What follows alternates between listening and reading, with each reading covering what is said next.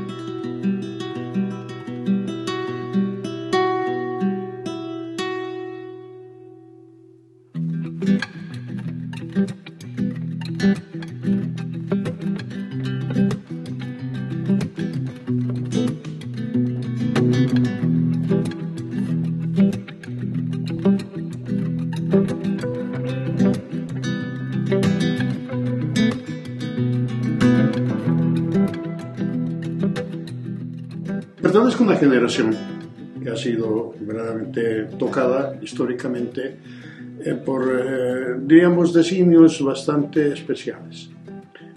Cuando tenía 14, 15 años llegué a Che Guevara, a Bolivia, y por supuesto íbamos avanzando en la generación de la idea de procurar, qué sé yo, una sociedad más justa, ¿no? Donde no hubiera tanta explotación, ¿no?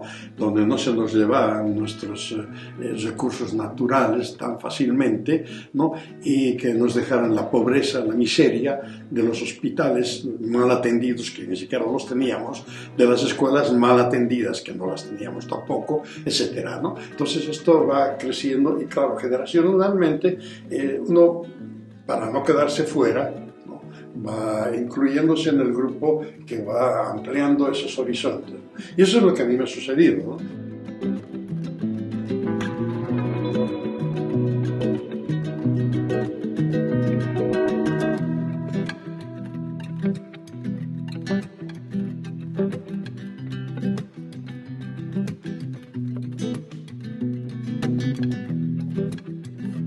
Aquella vez nosotros vamos siendo influenciados por aquello que era la llegada de Che Guevara, el empuñar las armas, ¿no? Y aparecen las organizaciones como el ELN, ¿no? Y ha sido tremendamente perseguida, ¿no? O sea, en realidad el hecho mismo de pertenecer al ELN era una condición sine qua non para ser eliminado, es decir, había un permiso especial para matarlo inmediatamente si lo ubicara en la calle.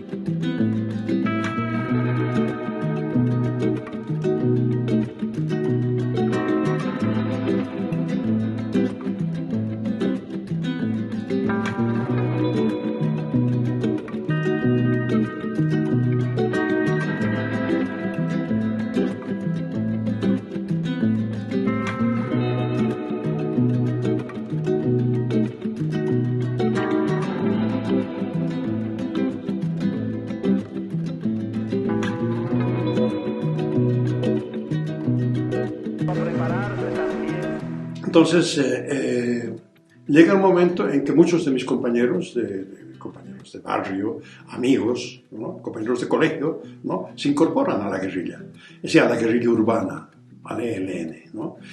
Y llega un momento en que uno de mis compañeros, podemos decir así, alguien que había sido mi compañero de colegio, habíamos crecido juntos en el escultismo, por ejemplo, ¿no? Había sido mi guía de patrulla en el escultismo, ¿no? Él estaba perseguido. Entonces, claro, mi madre, como una cristiana que era, una cristiana creyente y practicante, ¿no?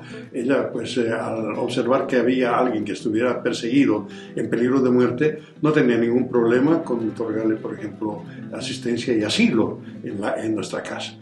Pero resulta de que este compañero que estaba, pues, digamos, cobijado en mi casa, ¿no? Lo matan. No regresó a la casa, ¿no? Y pasó un tiempo y ha sido algo bastante triste porque mi madre, bueno, en realidad se preocupaba mucho qué pasó con este muchacho, ¿no? En una plaza céntrica, ¿no? Después del golpe de Banzer Suárez, Hugo Banzer Suárez, ¿no? Hubo una represión tremenda en contra del ELN, ¿no?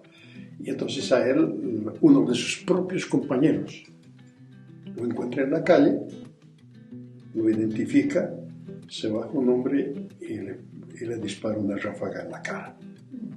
En plena calle, a las 7 de la noche. Entonces yo le dije, es que lo han asesinado a Juan. Mira ese cuerpo. Mi madre se puso a llorar, ¿no? Y fue un cuadro tremendo, porque ya, claro, lo había cobijado, le había dado que había querido evitar que lo asesinaran, y bueno, él estaba ahí ahora, no bajo tierra, ¿no? Mi madre, en realidad, estaba bastante enfermo, y el médico un día me llama y me dice, bueno, tu madre está con cáncer, ¿no?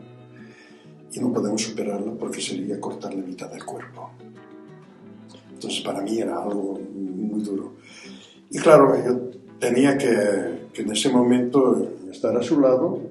Sabía que por ahí me estaban identificando de alguna manera a mí, ¿no? Pero bueno, yo no tenía escapatoria, no tenía dónde perderme, ¿no? Tenía que estar al lado de mi madre. Entonces estuve con mi madre aproximadamente unos 15 días en el hospital para evitar de que ella se llegara, tú sabes, cuando...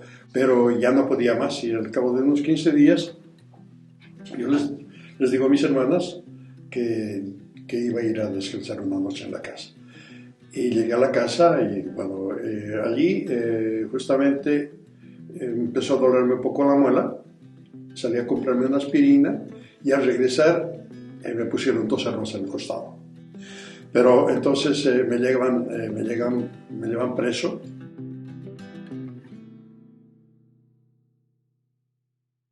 Quien era el jefe del aparato político me reconoce. Entonces, claro, cuando yo llego allí, él me ve y me reconoce. Yo a ti te conozco, ¿no? Y claro, yo le digo, don Guido, si hemos estado en su casa, y bueno, me dice, bueno, o sea, tú ahora no me vas a contar todo lo que sabes. Y digo, pero es que yo no sé nada. En realidad no tengo nada que contar, ¿no?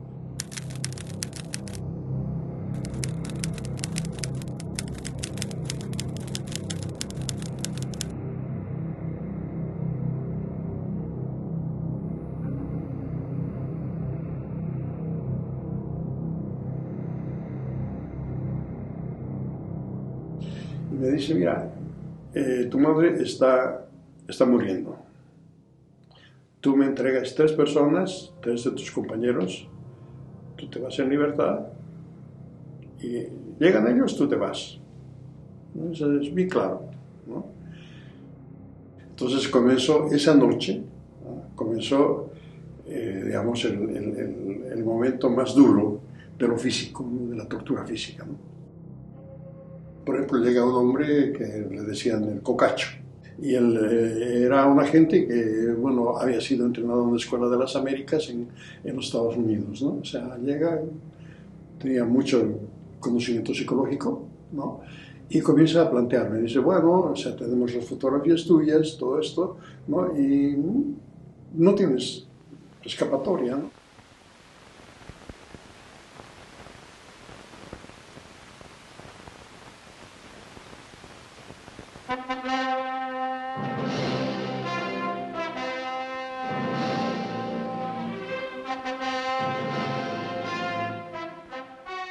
sea, ahora nos cuentas y te dejamos tranquilo, o de lo contrario vamos a tener que utilizar otros métodos, ¿no? Yo le digo, le repito lo que había dicho. Él inclusive me invitó a una taza de café. Guard, let me have some coffee. You like coffee? Yes, sir. Make it two.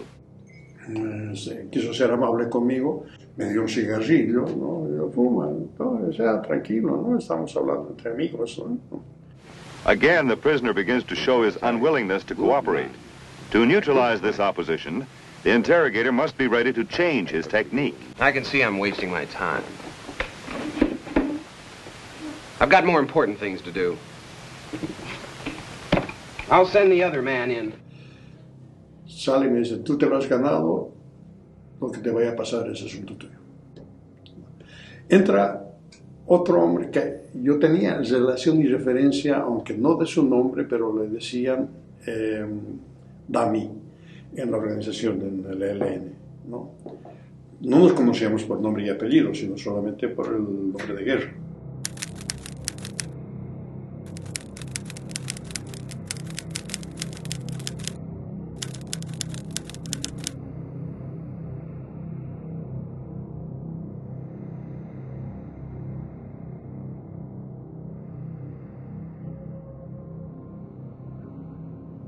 Entonces llega él y dice, bueno, yo soy Dami Cuentas, ¿no? Y he sido miembro del Estado Mayor del Ejército de Liberación, ¿no? A mí me han hecho, pero me han destrozado y he tenido que hablar. Y cuando he hablado, bueno, pues han muerto algunos de nuestros compañeros, ¿no? Pero eso ha sido porque me han torturado de manera tal que ahora, bueno, estoy con ellos. Y yo te puedo decir que a ti te van a hacer mucho, porque estás con el agua hasta el cuello. Yo, pero ¿qué quieres que te diga si yo no tengo ningún... De verdad, ¿no? Y bueno, él se pone histérico, me dice, que trato de ayudarte y tú... Y sale también de la habitación. Y entra un individuo que es quizás el más nefasto de todos, ¿no?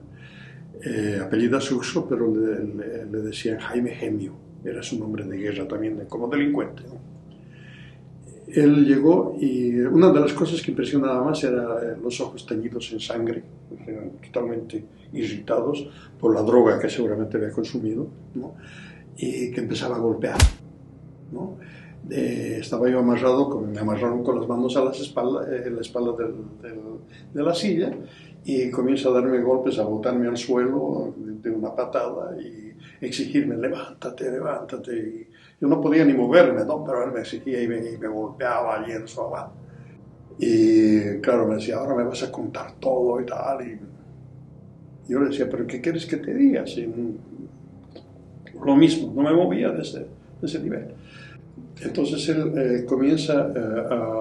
me llevan a otra habitación donde me colocan ahí un catre de estos de fierro y él comenzó a hacer los bordes, se llaman de mecánica, ¿no? De electricidad, y decía, me vas a contar todo o acá te quedas. Era su forma de expresar de que ahí iba a morir, ¿no? Le digo, pero ¿qué quieres que te diga? Y comienza a aplicarme la electricidad en la planta de los pies y en los dedos de los pies, ¿no? Es decir, yo me levantaba de la cama, sentía que me levantaba de la cama, era una cosa inexplicable, ¿no? De lo que se refiere al dolor, que, bueno, en realidad caía en el catre y él insistía, ¿no? Y me golpeaba con una varilla en la planta de los pies, ¿no? Constantemente. Como no me arrancó ninguna, se decía, pero yo no sé nada, ¿qué te voy a decir? Y le gritaba, ¿no? O sea, no sé nada.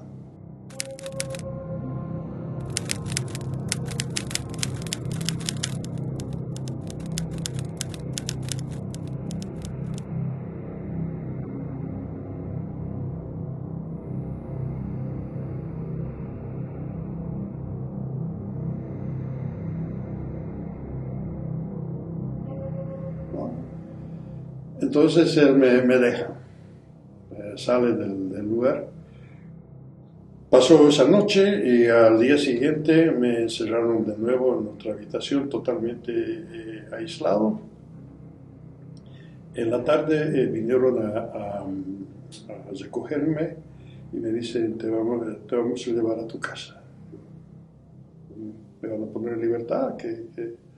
Y me llevan a mi casa y mi madre estaba ahí en mi casa. La habían transportado del hospital, ¿no?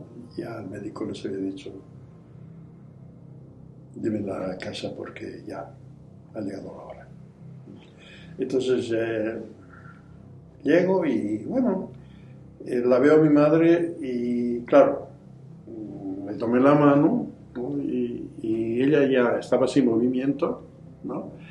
Y claro, le estaba besando la mano y claro, ella sentí que levantaron tus lágrimas. Y me mojaron las manos y claro, yo me sentí en ese momento transportado a un punto en el que no quisiera que ningún ser humano pudiera llegar, ¿no? O sea, sabía que era el último momento. Entonces ella, claro, me apretó la mano. Su último acto fue apretarme la mano. Y bueno, viendo a la gente me dijo, ya, tenemos que regresar. Y regresamos allí al cuartel de la policía política que se llamaba TOP, Departamento de Orden Político. Y toda esa noche yo no podía dormir, estaba bastante magullado, pero al día siguiente me llevaron temprano, mi madre había muerto. Espero que llegar. Bueno, sí, este es un momento. Cuando quiera podemos parar, sí. Sí, paramos un segundito, le traemos agua. Y abrir la ventana. Sí.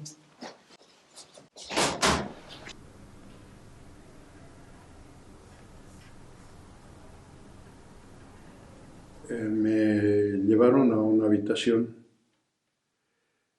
de la cual nunca he sabido el color de las paredes.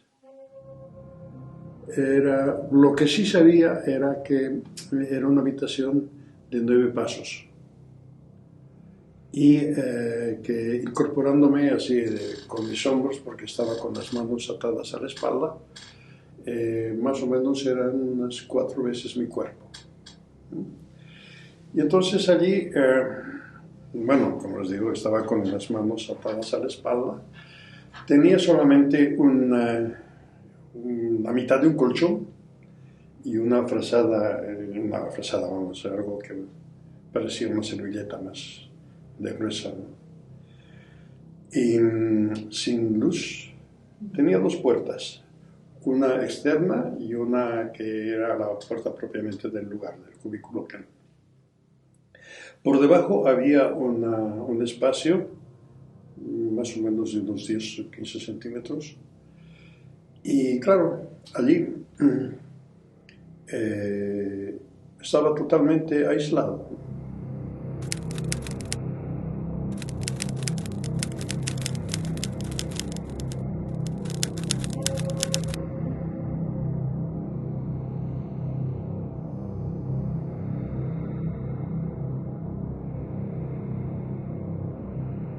Y claro, estando allí me sentía bastante, podemos decir, pues no solamente acongojado, sino decir, viviendo una pesadilla surrealista que no tenía ni principio ni fin, pero que estaba ahí, ¿no? Y empecé a hacer una serie de, digamos, de esfuerzos mentales. Quería jugar ajedrez conmigo mismo, ¿no? Y perdía, me ganaba yo a mí mismo, ¿no?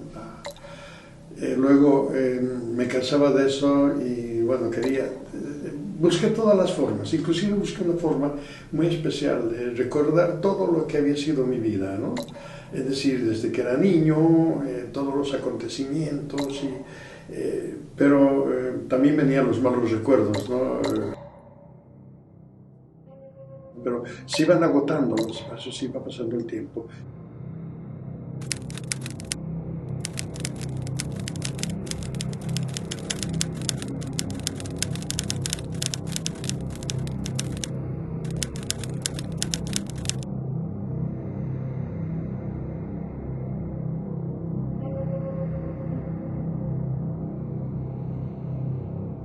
Y claro, tenía una forma de determinar tiempo. En la mañana me traían algo, por ejemplo, que parecía el desayuno, ¿no? Una taza de algo caliente, o tibio, con un pedazo de pan, ese era el desayuno, ¿no? A mediodía venía una especie de sopa y prácticamente un plato seco, ¿no? El almuerzo. Luego venía en la tarde, como a las 4 o 5 de la tarde, un té con algo de pan, el té. Y en la noche un plato seco. Pero eso significaba, bueno, ahora estoy de desayuno, almuerzo, té, la mañana, tarde, mediodía, tal. Pero comenzaron a cambiarme. Entonces me traían, por ejemplo, la parte del desayuno, ¿no? Y al cabo de 10 minutos me traían el plato seco. Es decir, desayuno, plato seco, desayuno, cena.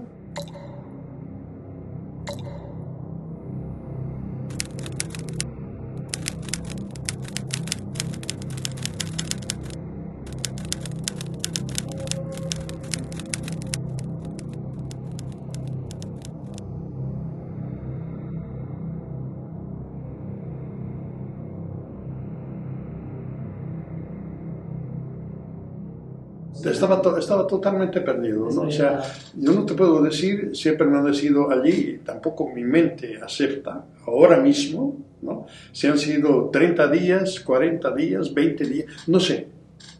Es decir, he perdido totalmente la noción del tiempo. No he querido recuperarla tampoco. Y es una cuestión que lo he hablado con la doctora. Empecé a tener alucinaciones.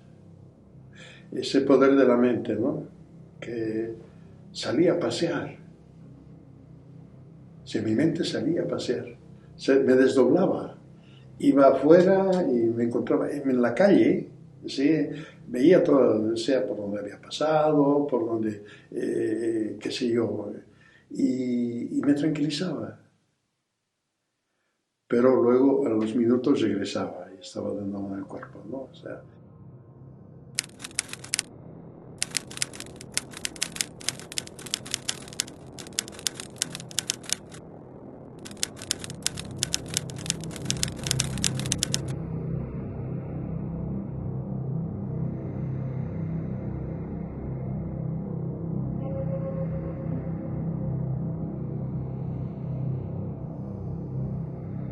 y en el espacio había algo bien importante.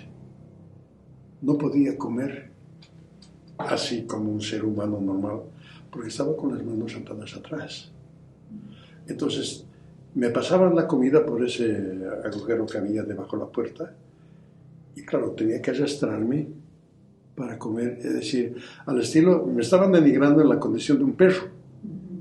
Me ponían en la condición de un perro. Y el hambre me obligaba a tener que comer así, ¿no? Y lo más denigrante era que toda la habitación tenía solamente una lata de estas grandes, les llamamos latas de manteca, ¿no?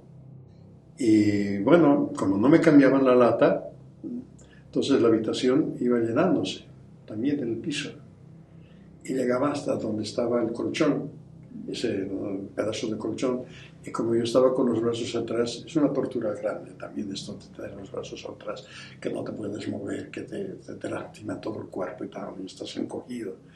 Y bueno, pero llegaba la humedad. Y entonces te sentías allí que si hay algo parecido al horror profundo, era eso, ¿no? Y entonces tenía que arrastrarme, comer al lado de los orines, ¿no?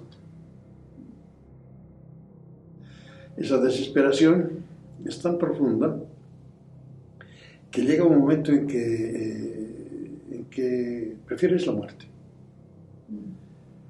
Y yo en ese momento le dame cuentas, vino uno de esos días, ¿no? Y yo le dije, Dami, hazme un favor, mátame. No, mátame. Y él me dijo, eso lo que eres muy fácil, te va a resultar que te mate ahora. Yo puedo hacerlo, te puedo matar ahora, ¿no? Diciendo que me has atacado, y te disparo y te mato. Pero va a ser demasiado suave para ti porque tienes que contarnos todo lo que has hecho, ¿no? Todo lo que has vivido. Entonces aquí, no, sería hacerte un favor demasiado grande. Quizás en otro momento te lo haga, pero ahora no. Es el punto más duro. Es el punto en que pienso que, habiendo sobrevivido ese espacio, en realidad pienso que no hay quizás otro punto que pueda ser más dañino. Claro, que pierdes totalmente toda noción. Es decir, no sabes si estás en este planeta o estás donde, qué eres, no, has perdido todo. Entonces, como no me hablaba nadie, no tenía ningún contacto con nadie, salvo ese plato que llegaba por el agujero que estaba en la parte de abajo. Entonces yo trataba de hablar con el que me traía la comida, ¿no? Decía, oye, ¿cómo te llamas? ¿Cómo estás? Dime algo, ¿no? Nadie me respondía. Tenían prohibido hablar conmigo. Entonces, un día se me ocurrió, no sé, preguntar. ¿Está brillando el sol? ¿Hay sol? Y hasta ahora no estoy seguro de que si me respondió o me imaginé o me imaginó que me hubiese respondido, ¿no? O sea, sí, nada más una palabra, ¿no? Entonces para mí la pregunta esa, ¿brilla el sol? Era una forma de demostrarme a mí mismo que estaba aún en vida. Brilla el sol. Porque para mí es volver a la vida, o sea, sentir el brillo del sol, el calor del sol, que me devuelve la vida. Es inexplicable. Tal es así que cuando salgo de ese espacio, cuando me llevan juntamente con los otros presos políticos, ¿no? Lo único que yo hacía era cubrirme con una frazada, ¿no? Y arrinconarme en un lugar y no quería hablar con nadie, ¿no? Y felizmente los compañeros que eran de distintos partidos políticos, que estaban presos ahí por sus ideas, eran presos de conciencia, ¿no? Me venían a darme algunos mensajes, ¿no? Me hablaban, pero yo no quería hablar, no quería estar solo, totalmente solo, y me escondía, ¿no? Y no, me metía debajo de una mesa, ahí que tenía una mesa así que donde jugaban ellos, jugaban cartas, qué sé yo, pero yo me metía ahí debajo y con mi frazada y no quería saber nada, no quería hablar ni nada, ¿no? Y ellos, bueno, habían muchos de estos jóvenes que estaban presos, eran estudiantes de medicina, ¿no? Entonces sabían, o sea, cómo estaba el cuerpo reaccionando, o sea, y todo aquello, y me ayudaron. Me han ayudado bastante. Pero tenía una obsesión muy concreta, ¿no? Quiero morir. Y inclusive los compañeros comenzaron a ponerme, o sea, tenían ellos algunos cuchillos con los que hacían un poco de eso, comida, qué sé yo, ¿no? Y me ocultaban los cuchillos, etcétera, porque en realidad yo, aparentemente, por lo menos ellos sabían que estaba con una reacción de querer ya terminar con todo, ¿no? Bueno, entonces me sacaron de allí, comenzaron a permitirme visitas con mis familiares, o sea, y llegó un momento en que dijeron, bueno, que estaba saliendo al exilio, que estaba yendo nada menos que al Brasil.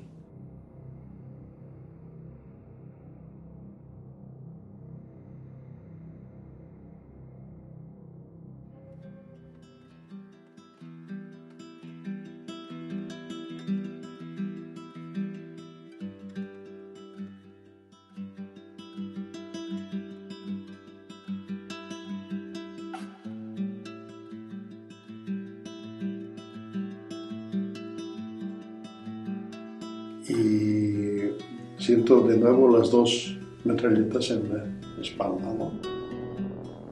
Y bueno, ¿qué es lo que sucede? ¿No? Y dice, bueno, eran agentes del ministerio. Y me transportan a un lugar donde estaban apaleando a algunos jóvenes, ¿no? Y me meten con ellos y reconozco que eran mis amigos.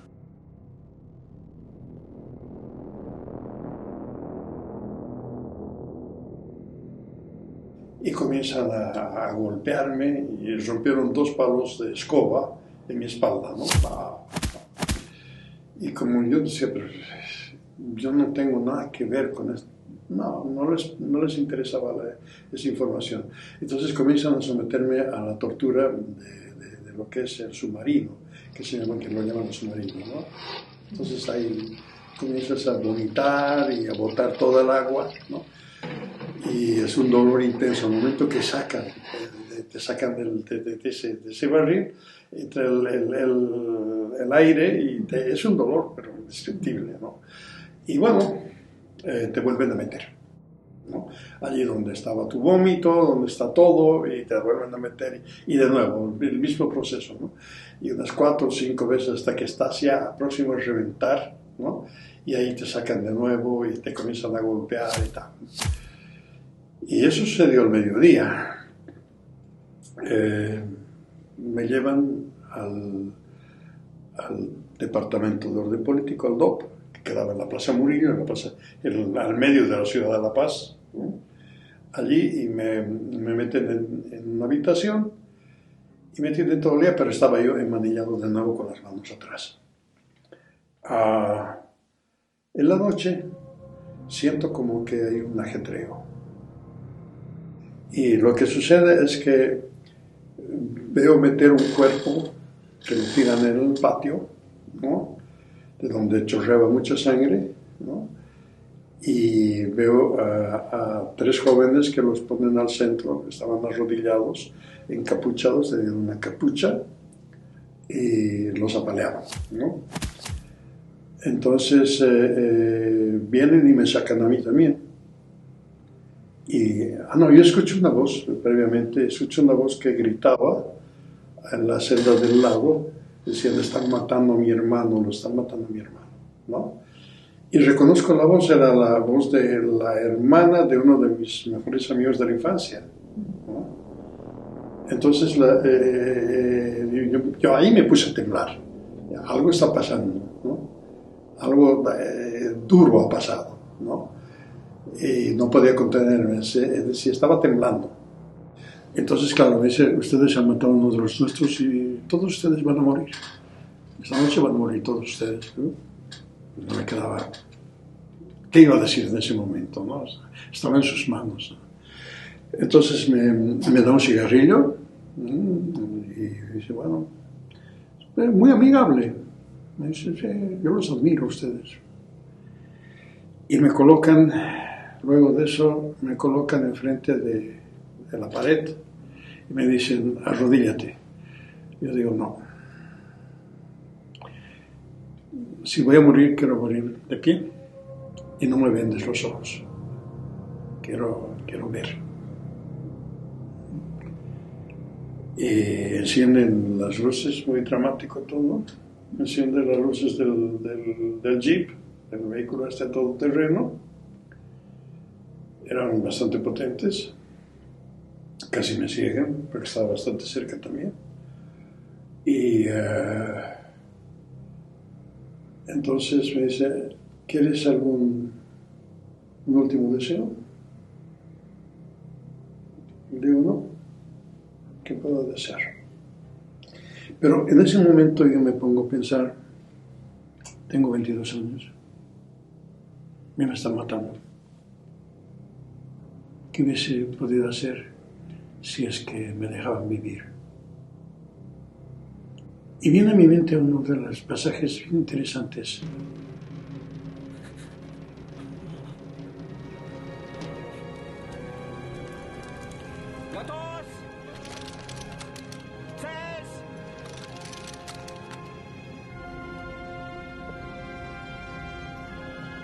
cuando llegaba el emisario del zar, pidiendo su perdón del zar, ¿no?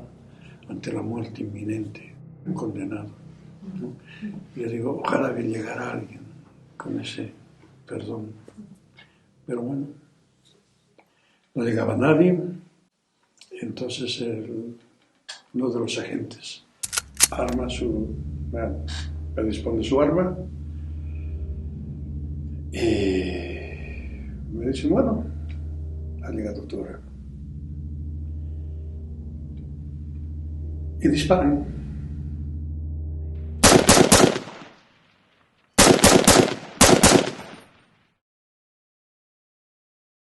Disparan, entonces yo caí al suelo y decía, ¿dónde me han dado?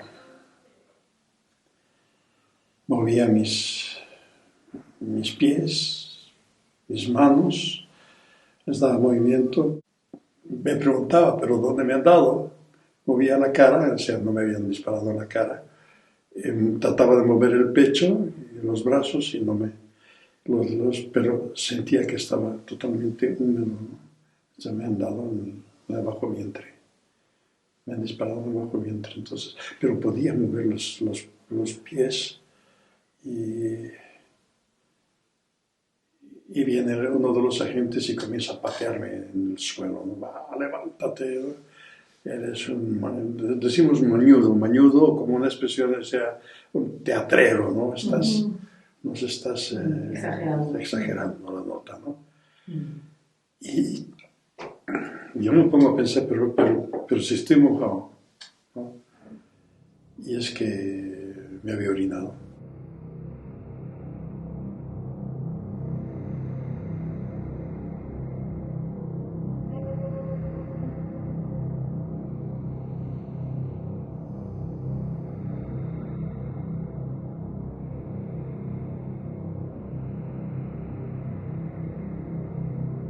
Directamente querían destrozarme, ¿no? Y claro, aparece en la mañana un tipo, ¿no? Que entra, rompe la puerta, la patea, y al momento de que yo cubro la cabeza siento que da el golpe de la cadena y siento que en la parte esta de la nuca, ¿no? Un dolor intenso y no siento nada más. Entonces me pongo, o sea, me despierto, no sé cuántos días habrán acontecido, habrán transcurrido, pero me despierto con un médico que me decía, mírame, abre los ojos, mírame, mueve los ojos. Y yo lo escuchaba, pero no podía accionar nada. Y luego se van todos y yo me quedo ahí, escuchaba, pero no podía hablar, no podía moverme. Esta situación, bueno, dura algunas horas, algún tiempo, días a lo mejor, y resulta de que luego ya comienza a retomar movimiento. Y este médico, que era un magnífico ser humano, muy buena persona, estaba constantemente conmigo y me decía, bueno, háblame, mírame, qué sé yo, ¿no? Y yo comienzo a recuperar. Y fui lográndolo, ¿no? Este proceso fue lográndose y, bueno, finalmente resulta que cuando ya comencé a mover los brazos, las piernas, todo, ya un poco más normalizado mi organismo, empezó el dolor de cabeza, ¿no? O sea, un dolor intensísimo de cabeza. Claro, era otra forma también de hacer la tortura, ¿no?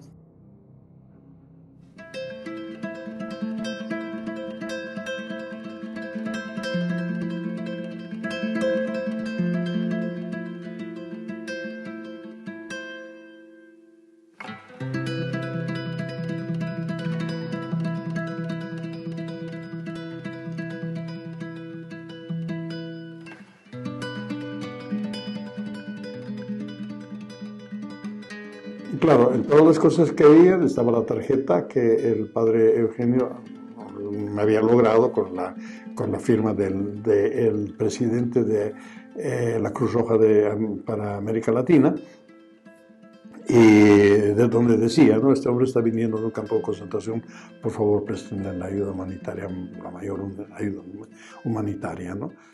Y luego me dice en inglés, welcome to Sweden, ¿no? Bueno, sin saber dónde ir, ¿no? No tenía nadie no me esperaba nadie. Estaba haciendo mucho frío, ya estaba con todo el rigor del invierno, es decir, del frío sueco, ¿no? Pero no había en Suecia esta preparación que tiene luego la gran obra de la doctora Knepka, ¿no? Que era precisamente entrar a hacer el análisis de la problemática del torturado, ¿no? Allí lo que me llenaban era de ansiolíticos y de analgésicos, ¿no? Mi vida empezó a ser un sueño, ¿no? Por todo el efecto de todas las pastillas y la droga que estaba tomando, ¿no? Tener una habitación donde, claro, tenía las comodidades, etcétera, pero no tenía otra cosa sino tomar los ansiolíticos y los analgésicos y dormir. Y yo le decía esto al médico y el médico, bueno, hay una frase que nunca la voy a olvidar porque me plantea y me dice, tienes que aprender a vivir con el dolor. Y me quedó muy grabado, ¿no? O sea, tener que aprender a vivir con el dolor. No quedaba otra alternativa.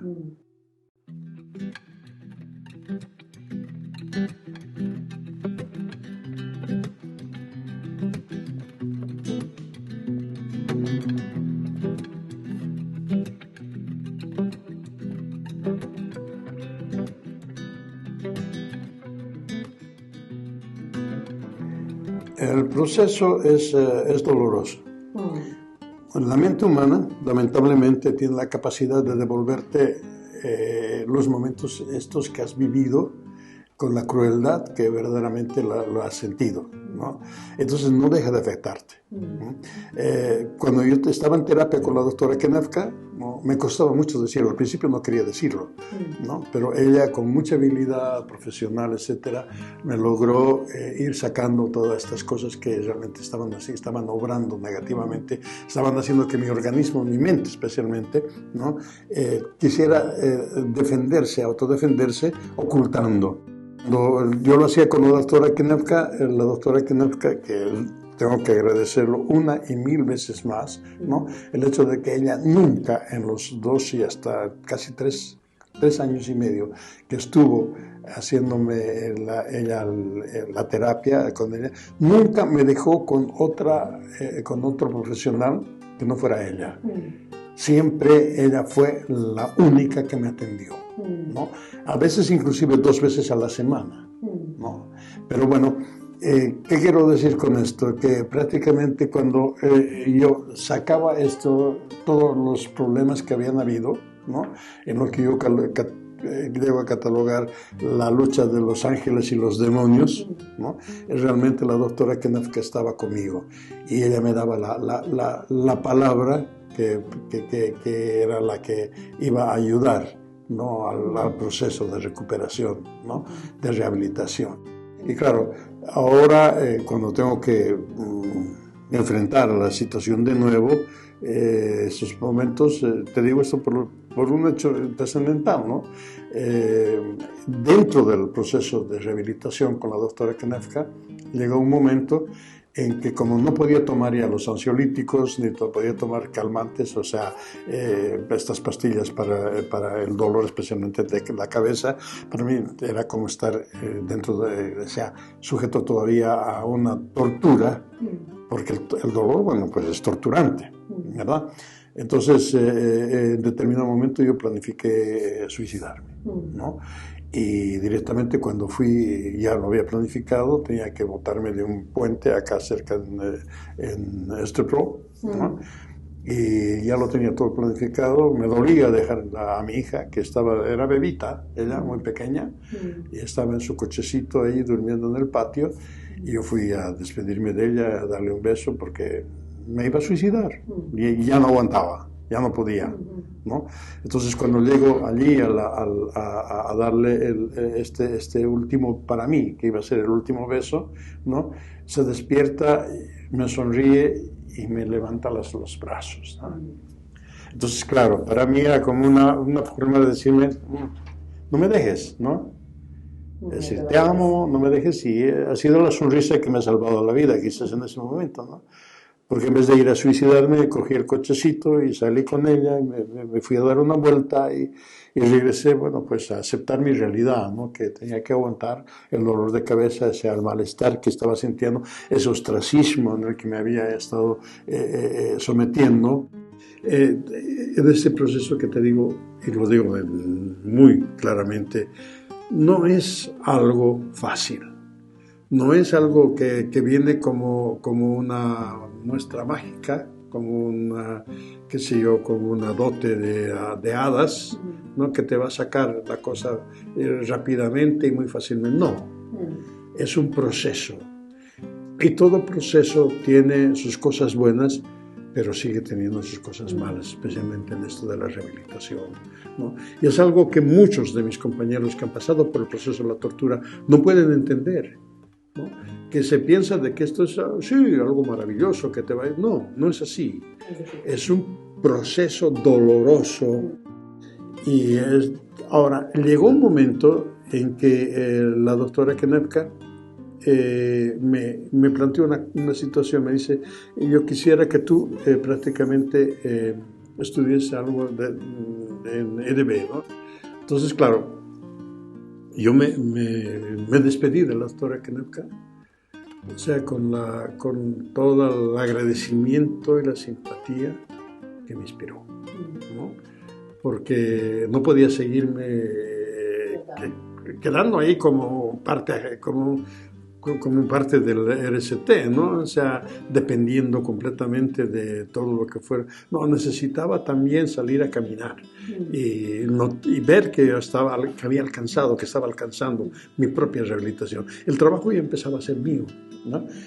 Pues el dolor de cabeza iba disminuyendo. Y llega un momento en que desaparece. Pronto, o sea, poder leer ya un libro sí que me dolía la cabeza, y era algo maravilloso, ¿no? Era haber recuperado la vida. Entonces comencé como decimos en vocabulario bien, a ponerle el pie del acelerador. Y me inscribí en una escuela, una de las primeras escuelas de agricultura ecológica de Europa, ¿no? Donde empecé, y me sentía muy bien, porque estaba en el campo, con las vacas y plantando las cosas y aprendiendo lo que era precisamente la agricultura. Y luego ingresé a la escuela digamos, la Escuela Superior de Agronomía de acá de Copenhague. Me encontré con un profesor que estaba a cargo del Instituto Indigenista Interamericano, que me invitó, ¿no?, a participar en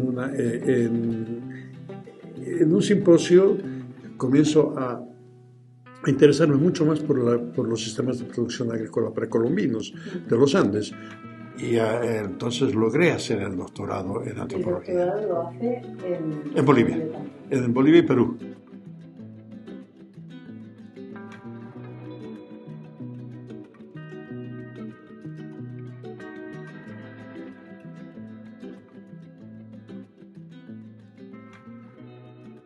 La verdad es que he estado tratando de evitar el confrontar la situación, ¿no?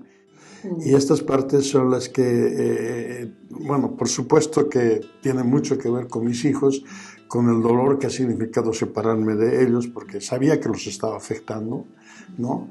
Y estaba consciente de ello, ¿no? Y claro, si no hubiese estado con el apoyo de la doctora Konevka aquellas veces que me ayudó a recuperar, pues yo hubiese pensado que a mí que me importa, que al final yo he sufrido y que ellos sufran o lo que fuera, ¿no? Que es el pensamiento también de mucha de la gente que ha pasado por la tortura y que luego piensa que los demás también tienen que pagar las consecuencias de haber ellos pasado por el proceso de la tortura, ¿no? Cosa que yo no lo he considerado así. Yo pienso que ha ayudado mucho para ellos, también para mí, pero en todo caso nunca habíamos hablado del tema hasta el día sábado, ¿no? Que les he hablado y les he contado gran parte de lo que ha sucedido. Y claro, ellos recién se han puesto a pensar, bueno, oye, mi padre no era tan malo como lo habíamos estado pensando, ¿no? O sea, ahora ellos tienen una otra idea y la actitud de ellos, en realidad, no te voy a decir que ha llegado a una actitud de sentir compasión por mí, pero noto que hay una actitud más de comprensión, ¿no? Hacia lo que ha podido ser la existencia de ellos.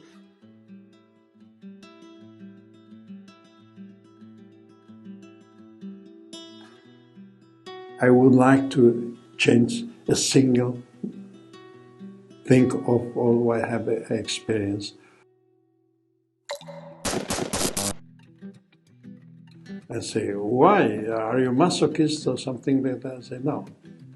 It was because through what I've been crossed, through what I've been experiencing during that period, it's what I am now.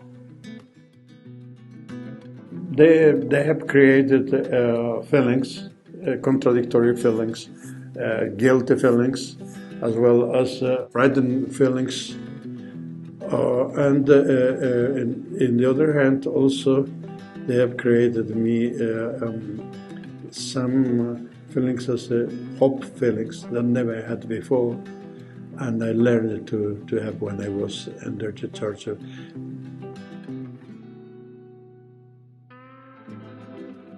Y eso es lo que yo quisiera invitar ahora a quienes vayan a seguir esta secuencia de relatos que hemos estado haciendo, que si son víctimas o han sido víctimas de tortura, ¿no? Piensen de que es posible. ¿Podemos lograrlo?